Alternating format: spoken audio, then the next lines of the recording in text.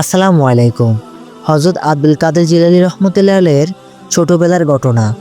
একদা তিনি এক কাফেলার সাথে বাগদাদ গমন করছিলেন। পথিমধ্যে সন্ধ্যা ঘনিয়ে আসার কারণে তারা এক জায়গায় রাত্রি যাপনের সিদ্ধান্ত নিল। রাত্রি যাপনের আয়োজনে সকলেই ব্যস্ত।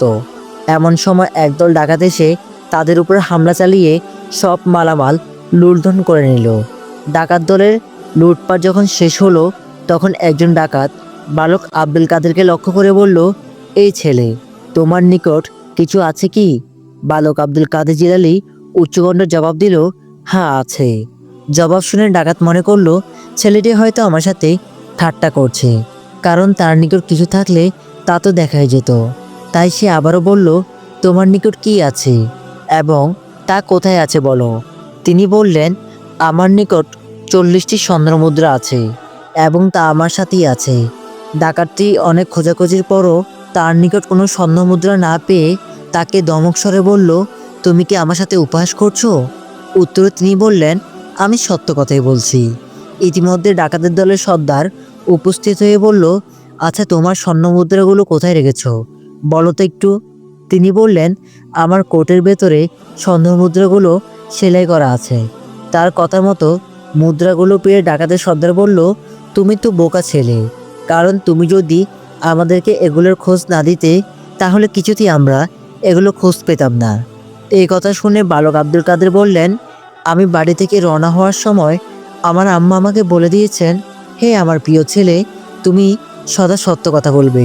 যদি কখনো বিপদে পড়ো, তাও তুমি সত্য কথা বলবে, কখনো মিথ্যা কথা বলবে না। তার এই উপদেশের দিকে লক্ষ্য রেখে আমি আজ তোমার নিকট সত্য কথা বলেছি। সহজ সরল এই ছোট্ট বাচ্চাটির কথা শুনে সর্দারের মনে গভীরভাবে রেখাপাত করলো। সে ভাবতে লাগলো, ছোট এই ছেলেটির মায়ের কথা তিলে তিলে মেনে চলেছে, অথচ আমি এই বুড়ো বয়সে উপনীত হয়েও আল্লাহর নির্দেশ অমান্য করে চুরি ডাকাতি করছি, মানুষকে কষ্ট দিচ্ছি। না, তা আর হতে পারে না। এই কথা বলে সে বালক আব্দুল কাদেরের একটি হাত তার বুকে টেনে নিয়ে বলল, আমি তোমার সামনে তাওবা করছি এবং প্রতিজ্ঞাবদ্ধ হচ্ছি যে আজ থেকে আর কোনো দিন মহান আল্লাহ তাআলার নির্দেশ অমান্য করব না এবং কোনোদিনও আমি ডাকাতি করব না। সর্দারের এই অবস্থা দেখে অন্যান্য ডাকাতদের মনে অবস্থা পরিবর্তন হয়ে গেল। তারাও তাওবা করে বলল যে আজ থেকে আমরাও ডাকাতি করব না এবং কাউকে কষ্ট দিব না।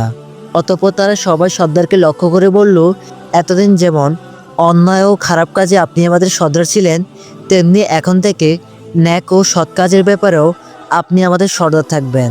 সর্দার তাদের এই প্রস্তাব মেনে নিল এবং কাফেলার লোকদের থেকে লুটপাটের যাবতীয় মাল ও টাকা পয়সা ফেরত দিয়ে নিজেদের পথে চলে গেল।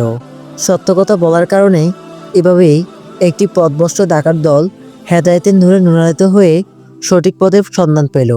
প্রিয় দর্শক মণ্ডলী, আমরা কি সদা সর্বদা জীবনের সকল ক্ষেত্রে সত্য কথা বলছি এবং কথার সাথে সাহস দেখাতে পারছি? আল্লাহ আমাদেরকে তৌফিক দান করুন। আমিন।